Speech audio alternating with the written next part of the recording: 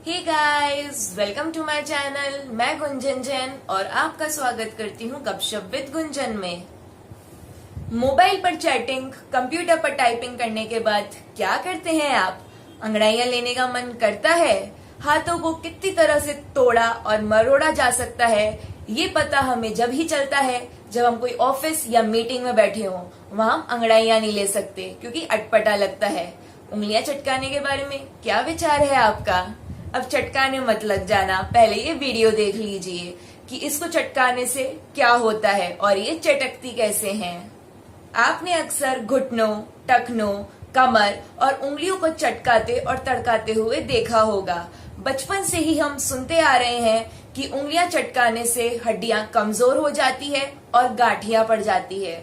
तो चलिए जानते हैं इसके बारे में कि इससे क्या होता है, क्योंकि जब भी हमको थकान महसूस होती है तब हमें उंगलियां चटकाने से बहुत ही रिलैक्स महसूस होता है, लेकिन हम इस आदत को सुधार नहीं पाते हैं।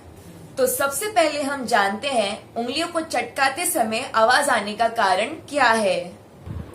हमारी हड्डियां लीगामेंट से आपस में जुड़ी हुई होती है और जहां से ये जुड़ी हुई होती है उसे हम जोड़ बोलते हैं। जब हम उंगलियों को खींच रहे होते हैं तो आपस में हम जोड़ों को खींच रहे होते हैं और उसी से हमें उंगलियां चटकने की आवाज आती है।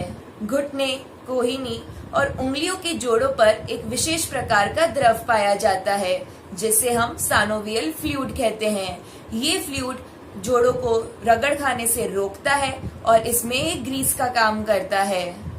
जोड़ों में दबाव के कम होने से इसमें जो फ्लूइड है उसमें मौजूद गैस जैसे कार्बन डाइऑक्साइड ये खाली स्थान को भर देती है और ये फ्लूइड इसमें बुलबुले बना देता है।